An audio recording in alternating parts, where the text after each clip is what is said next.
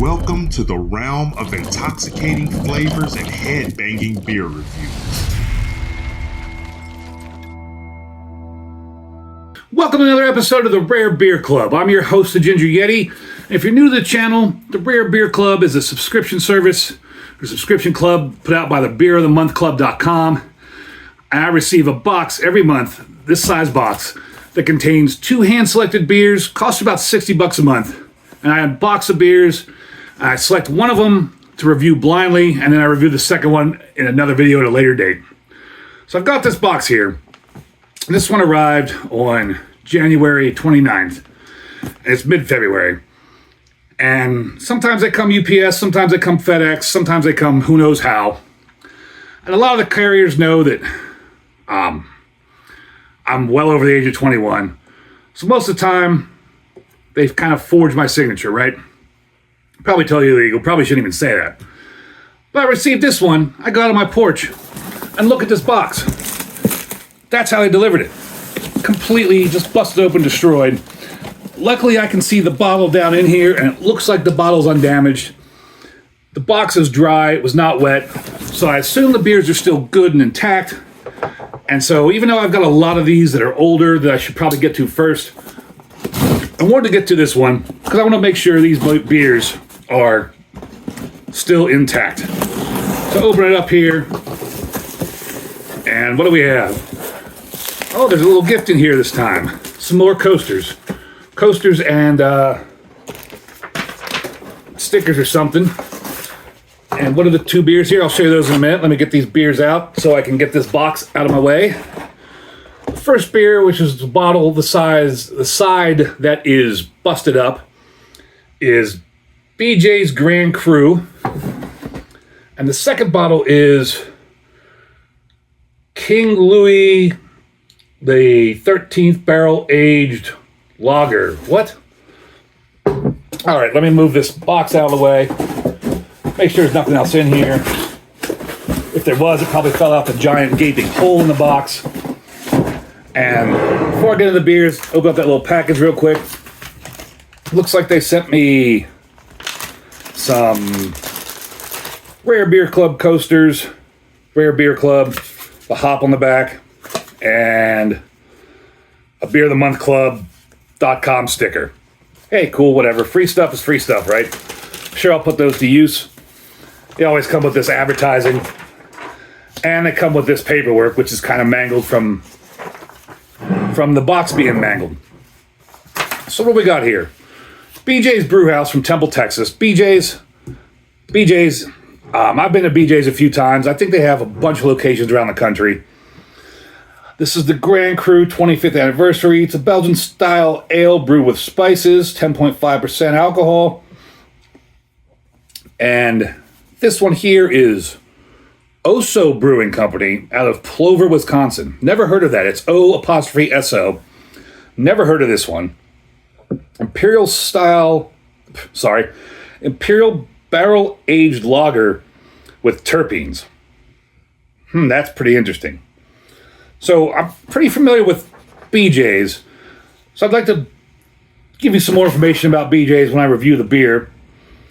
So I think I will put this aside, plus the Grand Cru 25th limited edition is probably okay to sit a little while. And I'll get into the Imperial barrel-aged lager. Now, if you watch my channel, watch my Rare Beer Club episodes, you know I've done an Imperial lager before, the Imperial Small Arms Dealer. And I thought that was kind of a crazy style of beer to have. And now I have another Imperial beer. So the bottle here, there's kind of like almost like the zigzag guy. Looks like he is holding a joint, puffing on a joint. I don't know if you can see that very well. And it says Rare Beer Club exclusive on the bottle. So I'm sure nobody out there will see this again. Hop cone on the crown. And on the back here, there's a bunch of tiny, tiny writing. See if I can read this for you after I put my knife away so I don't stab myself on accident. King Louis XIII, known for his preference for wine secretly becomes enamored with barrel-aged beer after a trip to Flanders. Finding comfort in its rich, complex flavors, he secretly commissions a private brewery with the Royal Palace at Fontainebleau, where he and his trusted courtier, Gaston, create exclusive batches aged in oak barrels. The beer, unlike anything the court has ever tasted, becomes the king's secret indulgence. Something simple yet refined, offering him an escape from the political intrigues of the court. Definitely use an escape from the political nonsense going on right now. When Cardinal Richelieu learns of the king's passion, he sees it as a potential threat to Louis's authority and attempts to expose the secret. The court erupts at scandal when the Richelieu's spies uncover the hidden brewery, but Louis, ever resourceful, turns the scandal into an opportunity by serving the barrel-aged beer at a grand feast, where it wins over even the harshest critics. In the end, Louis XIII proudly declares that his love for barrel-aged beer symbolizes a blend of tradition and innovation, securing his reputation as a king who embraces both royal legacy and personal freedom. Interesting. Imperial lager aged in second-use bourbon barrels with natural flavor. God, I hate it when they say natural flavor. I hate having natural flavor in a beer because just put what's in the beer. The minute you add natural flavor, I'm like, why are you adding fake shit to it? But I didn't make the beer. It is what it is. So, Rare Beer Club always comes with this paperwork, and I'll skim through it here, read some stuff to you about it. I always post this paperwork up on Twitter and link to the Twitter link down below in the description. So, Oso's Brewing Company in the small village of Plover, Wisconsin, has quietly become one of the very best breweries in the state. And we're pumped to be able to offer up a very special limited release from Oso's this month, brewed with terpenes and aged in second-use bourbon barrels.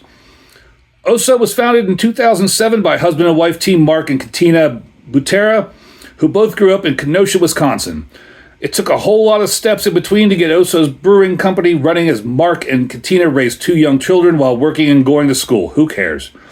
Mark earned a degree in mechanical design, and Katina earned hers in accounting.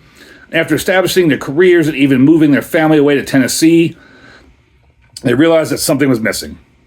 As these stories often go, homebrewing soon changed everything. After moving back to the middle of Wisconsin, they opened Oso's Brewing in 2007. Oso's has been one of the fastest growing breweries in Wisconsin, allowing them to open Oso's Amore Kitchen to complement their tap house.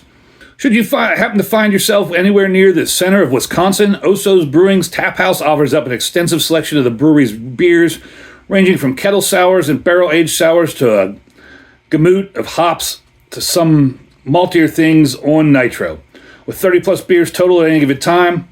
Also, make sure to check out the Oso's Amore Kitchen with great pizzas, appetizers, and lunch specials. So, on to the beer here. Finally, right? Oso's Brewing's King Louis XIII is a delicious imperial lager aged in second-use bourbon barrels with the addition of terpenes, which are naturally occurring aromatic compounds found in hops, among other botanical sources, which are responsible for giving hops their vibrant character. Every time I hear terpenes, I think weed. I'm sure most people out there think marijuana, think weed. Creating a unique and flavorful beer. It pours at deep golden amber with slightly mahogany highlights due to the barrel aging. Though moderately clear, there can be a bit of chill haze initially, but we allow it to come up slightly in temperature before enjoying it. There's also a creamy off-white head with moderate retention and fine lacing. So then we get on to the scents there. So I'll open this beer up, pour it. This paperwork always tells you, I swear it's always a snifter, tulip, tiku, or thistle glass. I don't know what a thistle glass is.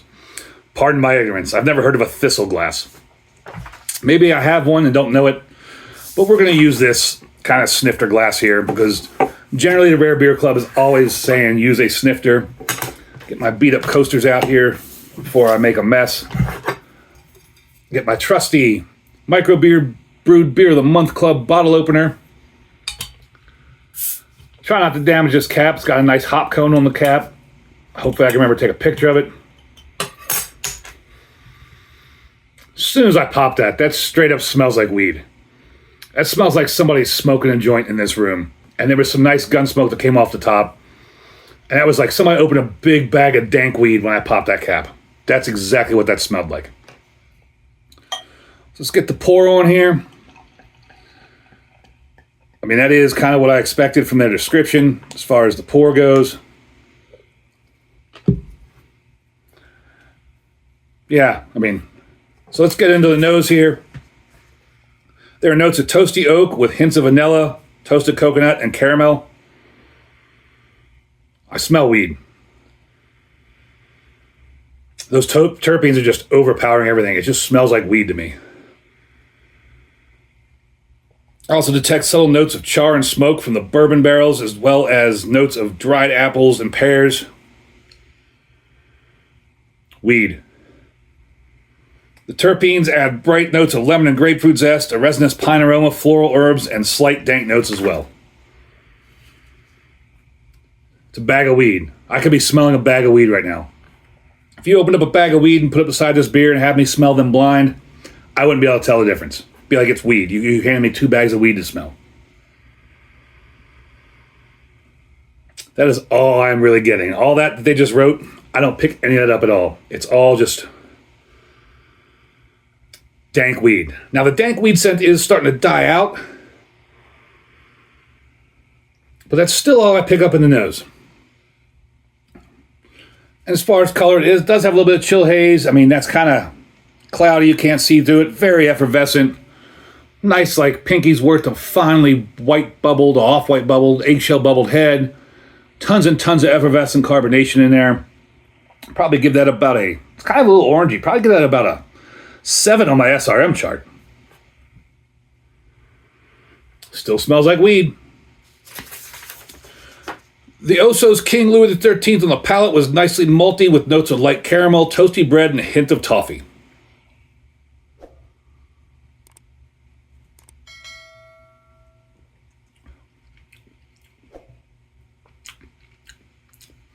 Tastes like weed.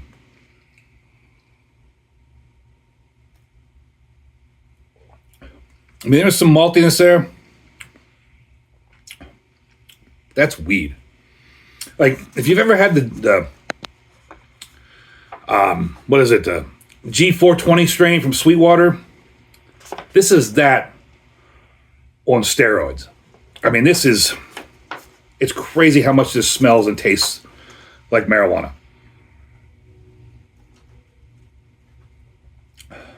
There's also a great balance of hoppy bitterness that complements the malt notes. There is a little bit of hoppy bitterness in there, but that dank marijuana flavor is just overpowering everything.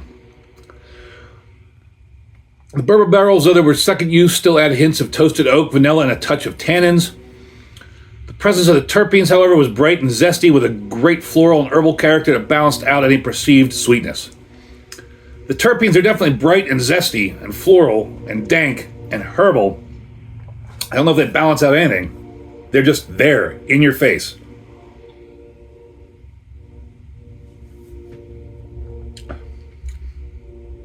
Like, sometimes I've complained about IPAs, how they just knock you in the mouth, just big hop bombs that just palate wrecker with hops and hop bitterness. That's what this is with the dank weed marijuana flavor. It's shocking how much this tastes like weed smells. So King Louis XIII is medium to full bodied. Yeah, I'll give it that. Velvety smooth. It is pretty smooth. Slight creamy texture. I mean, yeah, that's kind of all right description for the mouthfeel. Moderate carbonation, yeah. Enough to lift rich flavors while keeping a silky overall feel with a long and warming finish. There is a bit of warming. It says 10%. You don't really notice the 10% alcohol, but there is a bit of warming going down the throat. Its notes linger with bourbon barrel caramel, toasted oak, malty sweetness, and terpene-driven resin and citrus. Oh, I guess the terpene-driven resin and sweetness. Maybe I should have aged this. Maybe I should have let this sit for a year or two. I don't know. It's wild. Like I said, 10%. It's liquid weed. I know I've said that word I don't know how many times. If you take a shot for every time I say weed in this video, you'll be pretty fluid. But I don't know how else to describe this beer. I mean, that's what it is. It smells like walking into a dispensary. Smells like somebody opened up a big bag of fresh, dank, crazy purple Gorilla Glue, whatever weed. And it tastes like weed smells. I mean, this is, like I said before, this is like that G420 strain on steroids. It's a weed beverage. If you handed this to me and said, try this, and told me it was one of these THC whatever drinks, it was a beer with THC, I would 100% believe you, because that's what this is. Now, I gotta tell you whether I like it or not. The flavors do work. I mean, all that ranting, it doesn't taste bad at all. It actually tastes pretty damn good. I enjoy this. I would give this a big horns up, although I don't know that it meets the description of this paperwork. I think it's a really nice, interesting beer. It's a really good, interesting beer. And if you're someone out there that is a toker, likes the smell of weed, likes the flavor of weed, you would love this beer. I think you would really love this beer. You can get in trouble with this. 10% alcohol. Do notice a little warming, but you don't notice it in the beverage at all. And it's crazy. I mean, you would be hard-pressed if you just poured this to me, gave this to me in a glass and said, drink it. You could not convince me that there was not THC in this beer. And this beer was not made with weed. It's absolutely mind-boggling. This is a wild, wild beverage here. And again, there's no THC, nothing in it. But the terpenes are just crazy overpowering. But it's good. Still, as I'm talking, this warms up a little bit. Do get a little bit of hot bitterness, but still, this is just one of the most weed-flavored beers I've ever tasted. With that being said, hope you all enjoyed my video. I know I was long-winded on this one.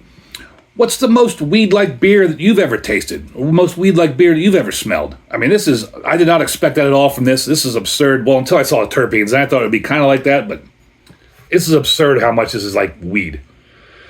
And I'm rambling again, so it's definitely an adventure trying this beer, drinking this beer. What do you all think of the damage on my box? I'm shocked to see that these beers survived all that damage. Thankfully, the Rare Beer Club packages their beers really well, so when that kind of stuff happens, the beer still survives. Thankful for that, because that box definitely went through an adventure to get to me. And as always, embrace the adventure.